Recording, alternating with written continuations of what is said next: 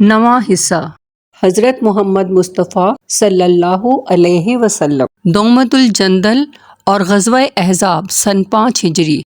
ہمارے پیارے رسول صلی اللہ علیہ وسلم نے سنا کہ دمشق کے قریب کچھ کفار جمع ہو کر مدینہ منورہ پر چڑھنا چاہتے ہیں۔ آپ 1000 آدمیوں کو لے کر روانہ ہوئے۔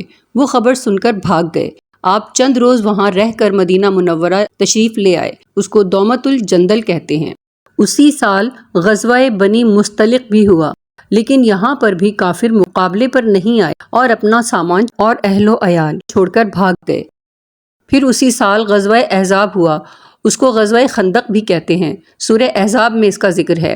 یہ لڑائی اس وجہ سے ہوئی کہ پہلے بتایا جا چکا ہے کہ یہودیوں کے 2 قبیلوں کو جنہوں نے معاہدے کی خلاف ورزی کی تھی، ان کو ان کے قلعوں سے نکال دیا گیا تھا۔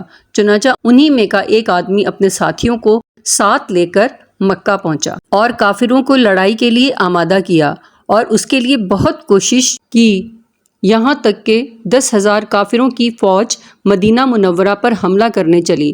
ہمارے پیارے رسول صلی اللہ علیہ وسلم نے مسلمانوں سے مشورہ کر کے مدینہ کے پاس خندق کھودنے کا حکم دیا اور وہاں اپنا لشکر قائم کیا۔ کفار آئے اور خوب تیر اندازی کرتے رہے۔ مسلمانوں کی طرف سے بھی اس کا جواب دیا جاتا رہا۔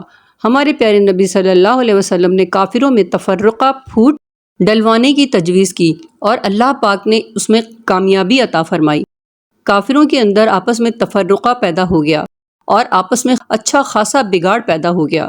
اسی دوران اللہ تعالیٰ نے مسلمانوں کی مدد اس طرح کی کہ ایک زوردار ہوا بھیجی جس سے کافروں کے خیمے اڑ گئے اور گھوڑے بھاگنے لگے۔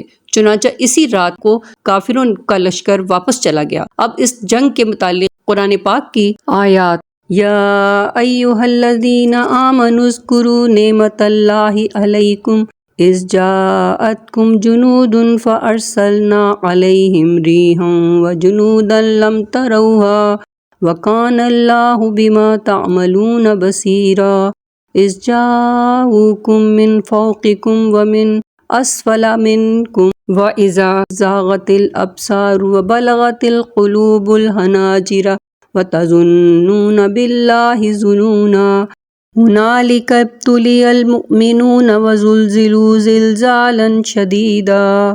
سورہ احزاب آیت نمبر 9۔ ترجمہ: اے ایمان والو، اللہ کا انعام اپنے اوپر یاد کرو جب تم پر بہت سے لشکر چڑھائے، پھر ہم نے ان پر ایک آندھی بھیجی اور ایسی فوج جو تم کو دکھائی نہ دیتی تھی، اور اللہ تعالیٰ تمہارے اعمال کو دیکھتے تھے۔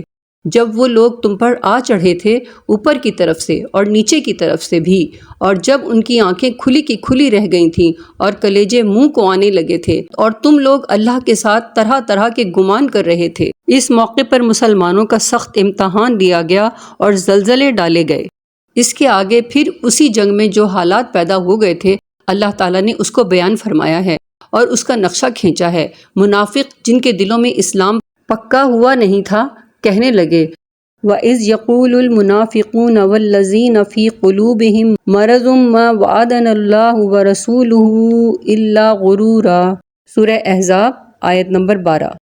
ترجمہ: اور جب منافق اور وہ لوگ جن کے دلوں میں مرض ہے یوں کہہ رہے تھے کہ ہم سے تو اللہ نے اور اس کے رسول نے محض دھوکہ دہی کا وعدہ کر رکھا ہے، اور بہت سے لوگ اپنے گھر جانے کی اجازت مانگنے لگے کہ ہمارے گھر غیر محفوظ ہیں۔ پھر آگے چل کر اللہ تعالیٰ فرماتے ہیں: وَرَدَّ اللَّهُ الَّذِينَ كَفَرُوا بِغَيْظِهِمْ لَمْ يَنَالُوا خَيْرًا وَكَفَى اللَّهُ الْمُؤْمِنِينَ الْقِتَالَ وَكَانَ اللَّهُ قَوِيًّا عَزِيزًا۔ سورہ احزاب آیت نمبر 25۔ ترجمہ: اور اللہ تعالیٰ نے کافروں کو لوٹا دیا، غصے میں بھرا ہوا کہ ان کی کچھ بھی مراد پوری نہ ہوئی، اور جنگ میں اللہ تعالیٰ مسلمانوں کے لیے آپ ہی کافی ہو گیا، اور اللہ تعالیٰ بڑی قوت والا، بڑا زبردست ہے۔ مسلمان اللہ پر بھروسہ رکھیں اور ثابت قدم رہیں تو اللہ تعالیٰ ضرور مسلمانوں کو کامیاب کرتا ہے، جس طرح اس جنگ احزاب میں کیا، خواہ کافروں کی تعداد کتنی ہی زیادہ کیوں نہ ہو۔ اسی سال کافروں سے اور کئی چھوٹی چھوٹی جنگیں ہوئیں۔ ایک جنگ میں مسلمانوں نے درختوں کے پتے جھاڑ جھاڑ کر کھائے۔ ایک جنگ میں جو سمندر کے کنارے ہو رہی تھی اور مسلمانوں کے پاس کھانے کے لیے کچھ نہ بچا تھا، اللہ تعالیٰ نے ایک بہت بڑی مچھلی سمندر سے باہر نکال دی جس کو مسلمانوں نے کئی روز تک کھایا۔ Thanks for watching. Like, share, subscribe. Subscribe.